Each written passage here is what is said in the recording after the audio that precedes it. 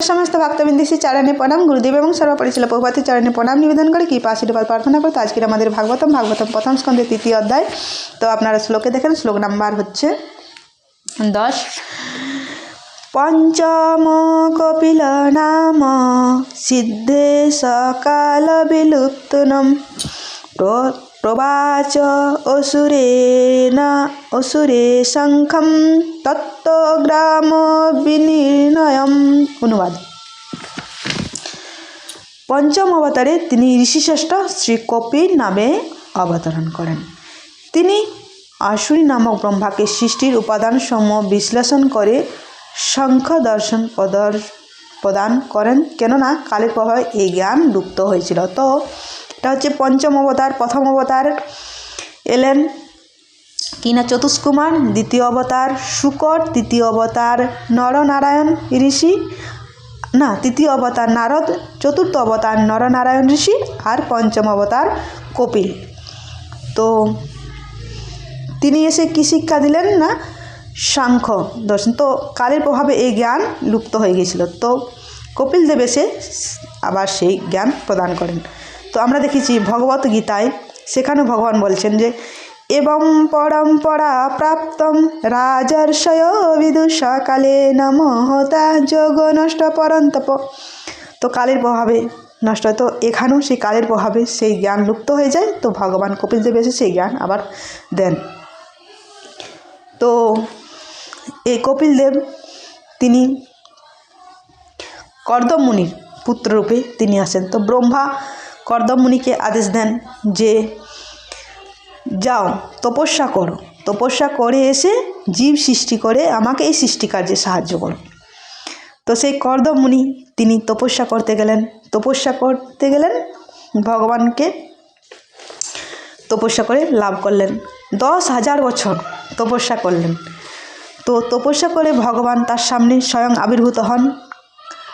আর তখন ভগবানকে দর্শন করে সেই কর্দম মুনি ভগবানের মহিমা স্তুতি করছেন। নম ব্রহ্মণ দেবায় গো ব্রহ্মণ হিতায় চ জগদিতায় কৃষ্ণায় গোবিন্দায় নম নম।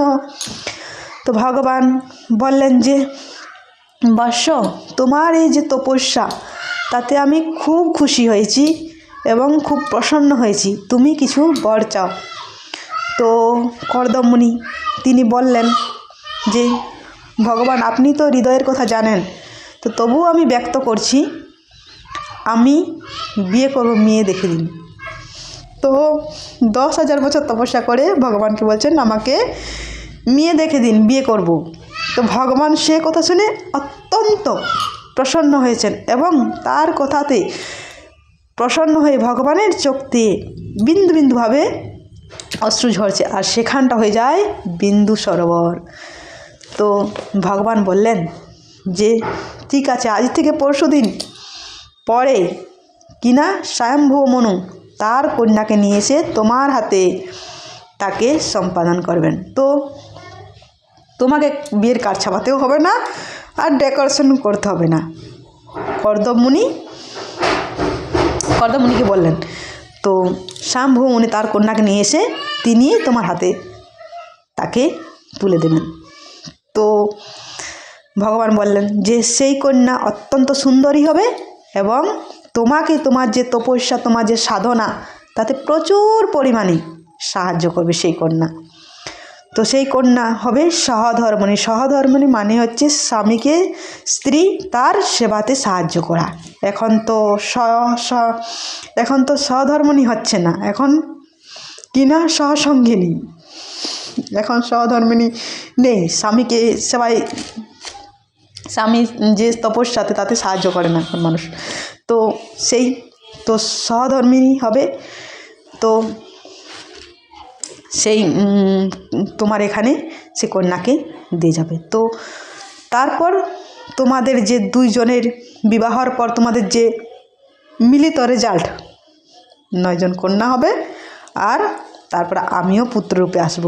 তোমাদের এই সংসার আমি অত্যন্ত প্রসন্ন হয়েছি। ভগবান দেখুন কত সুন্দর, যে তপস্যা করে সাধনা করে তারপরে সংসার জীবনে আসেন। তো ভগবান বলছেন আমি খুব খুশি হয়েছি, তো আমি আসবো। ভগবান স্বয়ং তিনি কপিল অবতার রূপে আসেন তাদের কাছে। তো সেই গেল।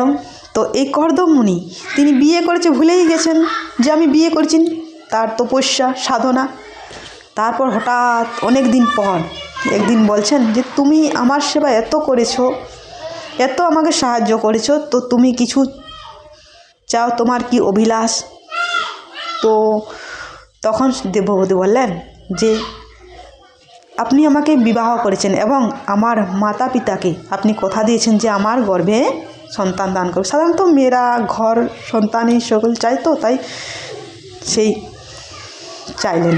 তো বলল, তখন দেবভূতি বললেন, দেবভূতি বললেন যে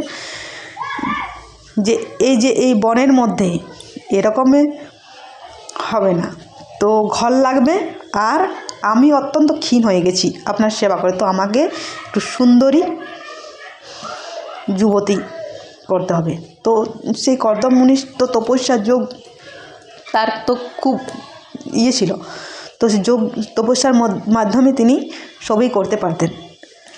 তো তিনি বললেন ঠিক আছে, যাও তুমি স্নান করে আসো, সামনে কুণ্ডতে স্নান করে আসো। তো স্নান করতে গেছেন, আর সেই কুণ্ডে প্রবেশ করার মাত্রই তিনি চলে গেছে বলতে পারেন বিউটি পার্লারে।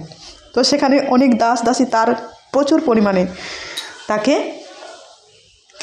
একদম করে নিয়ে আসে, শৃঙ্গার করে নিয়ে আসেন। তো নিয়ে আসেন, তারপরে তিনি যোগ শক্তির দ্বারায় আবার বিমান তৈরি করলেন, প্রসাদ বিমান, যে বিমান উড়ে হানিমুন করতে যাওয়া যাবে।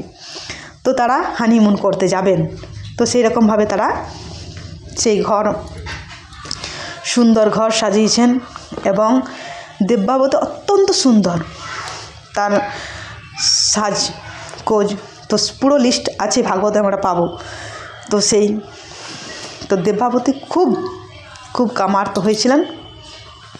তো তারা সেই বিমানে চেপে বলতে পারেন হানিমুন করতে গিয়েছিলেন।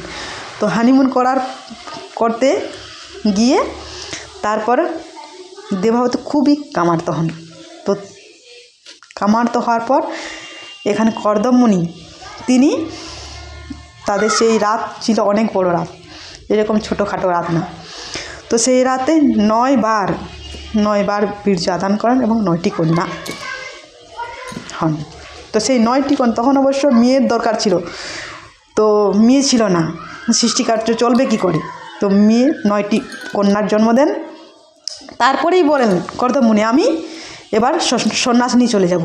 তখন দেবভূতি বললেন যে আমাকে কে দেখবে, 9 জন কন্যাদের বিয়ে দিলে তারা তো চলে যাবে, আর আপনিও চলে যাবেন, তাহলে আমাকে কে দেখবে? আর এখনও পর্যন্ত মেয়েদের বিয়ে হয়নি, আগে এদের বিয়ে দিন, তারপরে আপনি সন্ন্যাস গ্রহণ করবেন।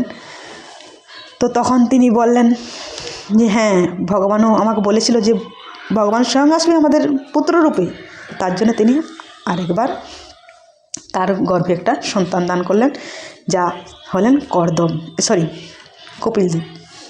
তো সেই কপিলদেব আবির্ভূত হন।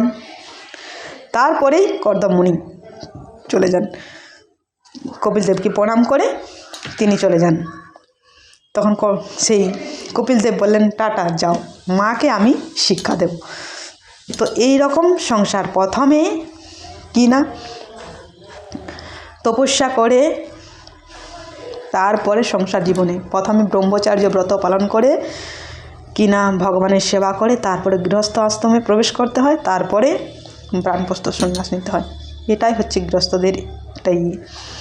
তো সেই দেবভূতি সেই কর্দবের পুত্ররূপে তিনি আবির্ভূত হন।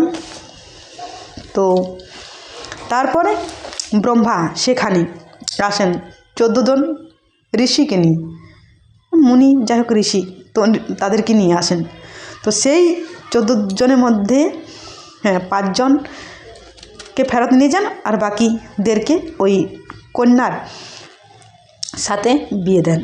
তো দেবভূতিকে খুব প্রশংসা করেন যে তুমি কিনা অনেক সাহায্য করেছো, তো পুত্রের সাধনতে, তার জন্য আমার নাতি হয়েছে, নাতি সাক্ষাৎ ভগবান। তো সেই নাতিকে প্রণাম করলেন। তো ব্রহ্মার নাতি কপিল দেব, তো তারপরে তার কন্যাদেরকে বিয়ে দিলেন, আর 5 জন মুনিকে ফেরত নিয়ে যান। তারা ছিলেন চতুষ্কুমার আর নারদ মুনি, এই 5 জন। তাদেরকে ফেরত নিয়ে চলো তোমরা ব্রহ্মচারী থাকো, আর এনারা এখানে বিবাহ করে সৃষ্টিকার্য চলুক। তো এইভাবে সৃষ্টিকার্য। আর কপিল দেব তিনি তার মাকে তারপর সেই জ্ঞান প্রদান করলেন। তো এখন তো মানুষ বিজ্ঞান বলে আমরাই সৃষ্টি করছি, তাই না? তো আপনারা মোবাইল, একটা মোবাইল আরেকটা মোবাইল একসঙ্গে রেখে আপনি দেখুন তো করে আরও মোবাইল হচ্ছে কি না, তাই না? তো সৃষ্টিকার্যটা দেখুন, ভগবান থেকে যে সৃষ্টি সেটা কিন্তু